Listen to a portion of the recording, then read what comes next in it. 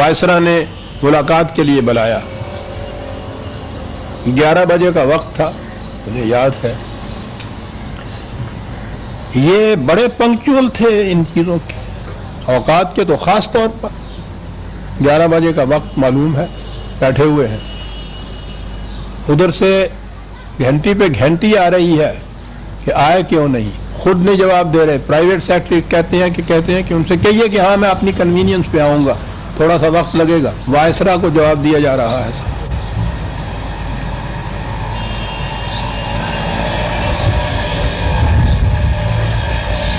11:15 پہنچے. ہمارے آپ کے نزدیک تو یہ بات بہت چھوٹی سی ہے. اس نزاکت کو سامنے رکھیے کہ وہ وائسرا ہے, وقت مقرر ہے. اور اس کے بعد گئے اور انہوں نے کہا کہ یہ جو وار کونسل کا قصہ ہے میں اس میں کچھ وضاحت کرنا چاہتا ہوں. اور قائد اعظم کھڑے ہی تھے. کہا کہ مجھے آپ کی وضاحت کی کوئی ضرورت نہیں ہے, اور کمرے سے باہر نکل آئے.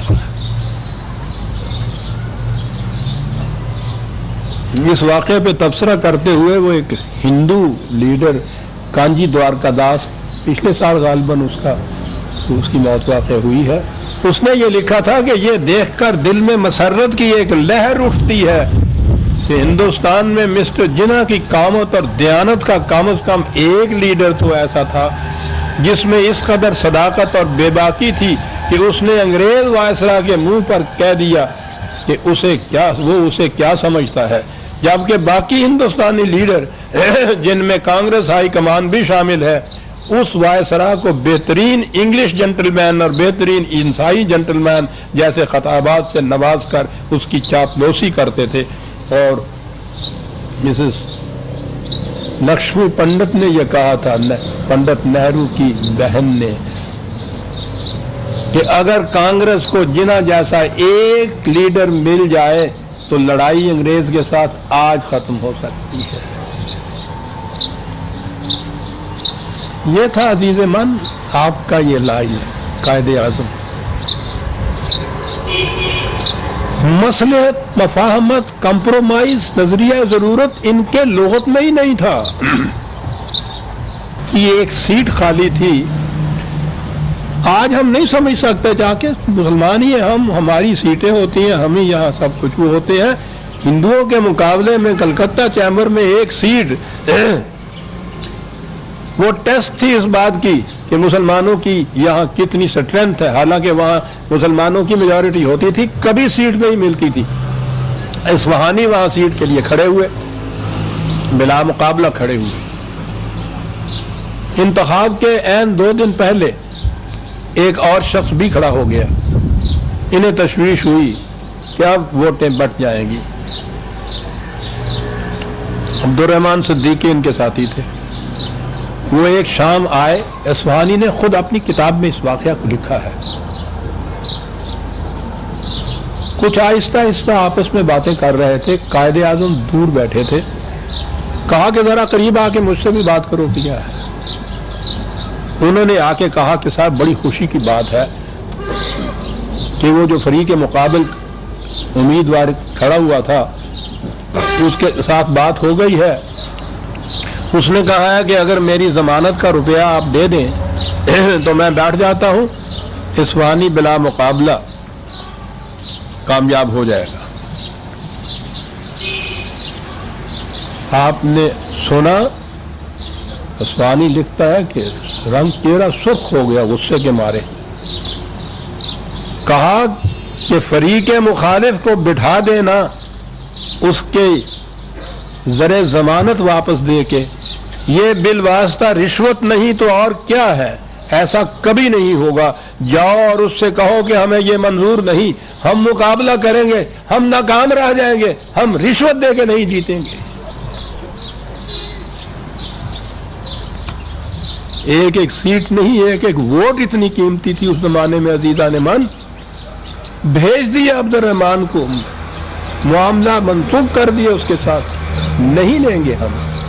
اور پھر جو اس کے بعد انہوں نے اصول بیان کیا ہے عزیزان من, وہ سنہری حروف سے لکھنے والے ہیں. قائد اعظم کے اس قسم کے ٹکڑے تو ہیں ہی ایسے کہ وہ زندہ جاوید ہے، واقعی سنہری حروف میں لکھنے کے. فرمایا میرے عزیز یاد رکھو، پبلک لائف میں اخلاقی دیانت پرائیویٹ لائف سے بھی زیادہ اہم ہوتی ہے. پرائیویٹ لائف میں بددیانتی سے کسی ایک شخص کو نقصان پہنچتا ہے، لیکن پبلک لائف میں بددیانتی سے لاتعداد انسان مجروح ہوتے ہیں، اور اس سے ہزارہ ایسے لوگ بے راہ ہو جاتے ہیں جن کا آپ پر اعتماد ہوتا ہے. یاد رکھنا، سیاست میں کسی مقام پر بھی ایسا نہ کرنا کہ اصولوں کو چھوڑ کر کوئی چیز خرید لو.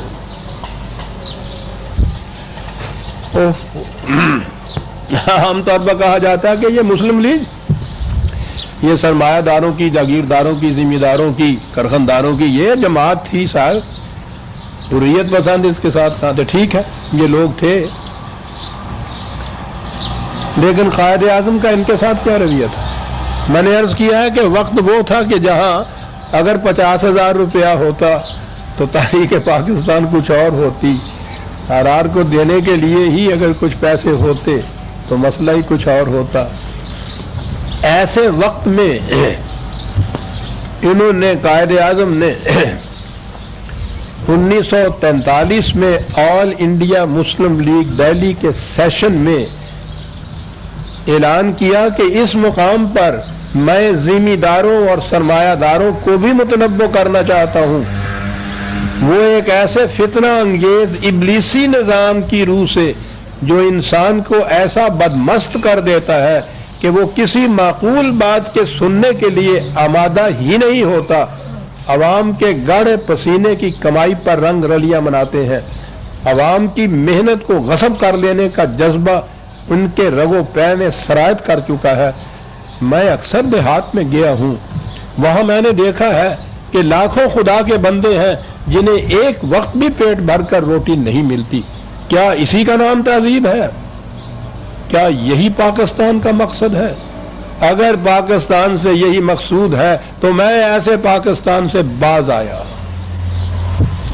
اگر ان سرمایہ داروں کے دماغ میں ہوش کی ذرا سی بھی رمق باقی ہے تو انہیں زمانے کے بدلتے ہوئے تقاضوں کے ساتھ چلنا ہوگا.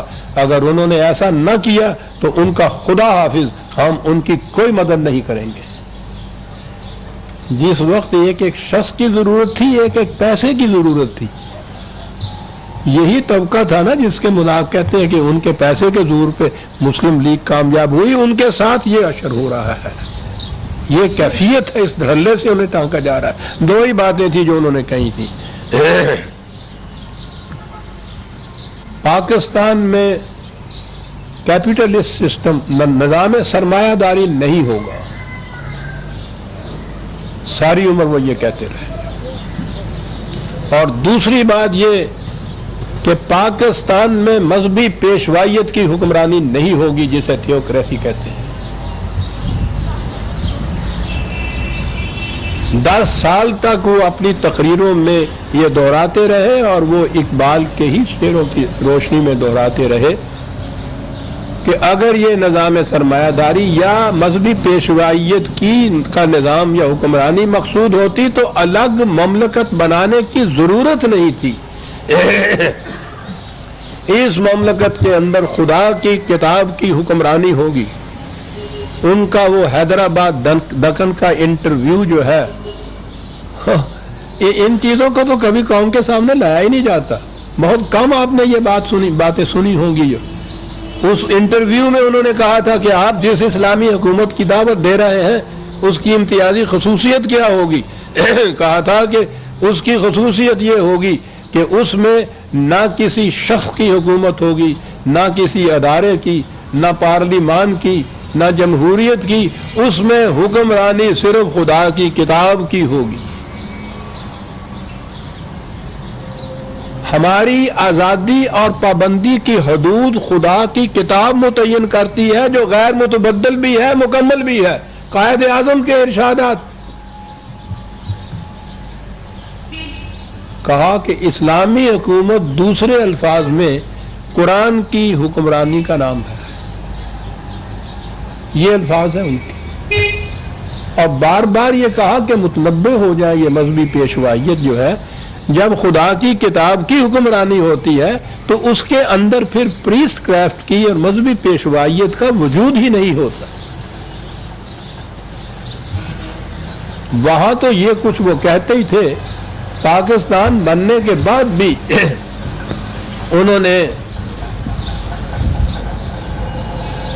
پہلی تقریر مخاطب کیا تھا امریکہ والوں کو، جنہوں نے پوچھا تھا کہ پاکستان میں کانسٹیٹیوشن کس قسم کا بنے گا، تو ریڈیو پہ انہوں نے وہ تقریر کی تھی جو مشہور بحیثیت گورنر جنرل کے۔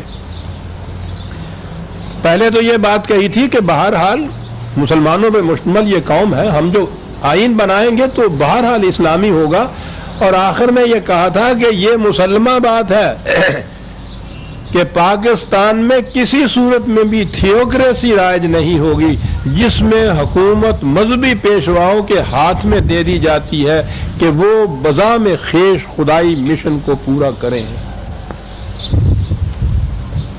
یہ ان کی یوں کہیے کہ آخری پبلک تقریر یا ریڈیو کی تھی، جو گورنر جنرل ہونے کی حیثیت سے پاکستان کی مملکت کی طرف سے اعلان کیا گیا تھا کہ یہ یہاں نہیں ہوگا۔ یہ ساری مخالفتیں جھیل کر عزیزان من اتنی عظیم مملکت حاصل کر کے، جو میں نے کہا ہے کہ ایک قطرہ خون بہائے بغیر تاریخ انسانیت میں اس کی مثال نہیں ملتی، یہ سب کچھ انہوں نے دیا، یہ اصول بھی انہوں نے دیے۔ نظام سرمایہ داری نہیں ہوگا، حکمرانی کسی شخص حتیٰ کہ کسی پارلیمنٹ، حتیٰ کہ مغربی جمہوریت کی بھی نہیں ہوگی، خدا کی کتاب کی، اور اس میں مذہبی پیشوائیت کا یا تھیوکریسی کا وجود نہیں ہوگا۔ یہ تھے تین مسلمات جن کو لے کے وہ آئے، اور یہی تھا جس کے مطابق آگے چلنی تھی بات۔ میں نے گزارش کیا ہے کہ مجھے یہ سعادت حاصل تھی، 10 سال تک قرآن کی تفصیلات اور جزئیات ان تمام معاملات کے متعلق ان کے ساتھ ڈسکس ہوتی تھی، پختہ تھے وہ ان تمام چیزوں کے اندر۔ لیکن جب یہاں آئے ہیں تو وہ تو پھر بھی اپنے عزم اور ول پاور کے زور کے اوپر صرف زندہ تھے، جو 1 سال زندہ رہے تھے۔ آپ احباب کو علم ہے کہ اس سے 8-10 سال 6-7 سال پہلے جب انہوں نے اپنا ٹیسٹ کرایا ہے اپنے پرائیویٹ ڈاکٹر سے جو پارسی ہے بامبے کا، اس نے یہ کہا تھا کہ ایکس رے بتا رہی ہیں کہ آپ کے دونوں لنگز معوف ہو چکے ہیں، علاج اس کا صرف یہ ہے کہ آپ کم از کم 1 سال ریسٹ کیجئے، ورنہ موت بہت قریب آپ کے آ جائے گی۔ معلوم ہے اس کا جواب کیا دیا تھا؟ اس سے کہا تھا کہ یہ بات نہ تمہاری زبان پہ کبھی آئے گی نہ میری زبان پہ آئے گی، یہ ایکس رے کی جو فلمز ہیں اس کیبنٹ کے اندر بند کر دو اور چابی مجھے دے دو، کوئی اس کو سننے نہ پائے کہ میری زندگی اتنی کم رہ گئی ہے۔ اسی جوش و خروش سے وہ کرتے رہے، پھیپھڑے تھے کہ معوف سے معوف تر ہوتے چلے گئے۔ یہاں جب آئے ہیں تو وہ واقعی ول پاور کے زور کے اوپر اپنے وہ زندہ تھے۔ پھر یہ جو ہجوم آیا ہے یہاں مشکلات کا، جنہیں پناہ گزین کہتے تھے اس زمانے میں، لاکھوں کی تعداد کے اندر بے گھر بے در لٹے پٹے ہوئے، گاڑیاں آتی تھی، ہم تو ان کے اندر تھے، اس گاڑی کے اندر تھا میں بھی، پتہ نہیں کیسے بچ گیا۔ گاڑیاں آتی تھیں، دروازے کھولتے تھے تو انسانوں کی بجائے لاشیں نکلتی تھیں ان کے اندر، جو زندہ عورتیں جو زندہ بچیاں تھیں کسی کے سر پہ دوپٹہ تک نہیں ہو۔ یہاں جو آئے تھے ہم کراچی میں رہنے کے لیے، ہم جو گورنمنٹ سرونٹس آئے تھے ان کے بلائے ہوئے ان کی دعوت پر، ہمارے لیے بھی رہنے کے لیے کوئی جگہ نہیں تھی، دفتر کوئی نہیں تھا، دفتر میں ہمارے پاس سٹیشنری کوئی نہیں تھی۔ ان درختوں کو میں اب بھی جا کے دیکھا کرتا ہوں جن کے نیچے بیٹھ کر یہ ہمارے یہاں کے وہ جو ریکارڈ کیسز تھے بکس، ان بکسوں کے اوپر بیٹھ کر بازار سے ایک ایک کاغذ مانگ کر ہم کام کیا کرتے تھے دفتر کا۔ پہلی تنخواہ دینے کے بھی پیسے نہیں تھے، फौज बटी हुई नहीं थी इंडिया के पास, असला सारा वहां था। और दिसंबर 47 में हिंदू ने फैसला कर लिया था पाकिस्तान पे हमला करने का। वो तो नेहरू की एक साल थी जिससे उन्होंने कहा था कि अभी नहीं। ये हालात थे जिसमें वो कायदे आजम था। और फिर ये सारा हजूम जो जहां आया है, बेघर बेदर लुटे हुओं का, उनके सारे इंतजामात, सेहत की ये कैफियत, इस आलम के अंदर वो पता नहीं किस तरह एक साल जी भी गए। ये राज रखा और राज ये अफशा हुआ उनकी वफात के बाद। उस डॉक्टर ने बात ये बताई, लॉर्ड माउंटबेटन ने अपने मेमोर में ये बात लिखी है या बयान में ये कहा है कि काश हमें पहले मालूम हो जाता कि इस शख्स की जिंदगी इतनी थोड़ी है तो हम तकसीम में कभी जल्दी न करते। 2 साल भी अगर हम और इंतजार कर लेते तो कोई शख्स पाकिस्तान को ले नहीं सकता था। इन हालात में वो यहाँ आया। वो तो इन हालात में आया और ताज्जुब है ये कि ये जितने मजहबी उलमा हजरात जिन्होंने वहां 10 साल तक एक दिन भी चैन से नहीं बैठने दिया था, इतनी मुखालफत की, सारे हजूम करके पाकिस्तान आ गए।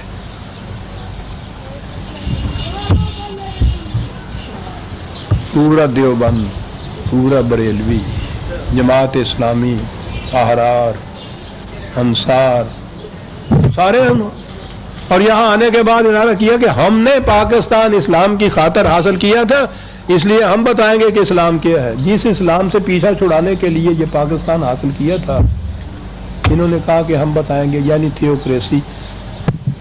और अब वक्त तेजी से जा रहा है, गुंजाइश नहीं, वरना मैं अर्ज करता कि फिर एक सोची समझी स्कीम के मातहत किस तरह आहिस्ता आहिस्ता वो इस मकाम के ऊपर आज हमको ले आए हैं कि पाकिस्तान में वही थियोक्रेसी राज है जिसे मिटाने के लिए पाकिस्तान हासिल किया गया था।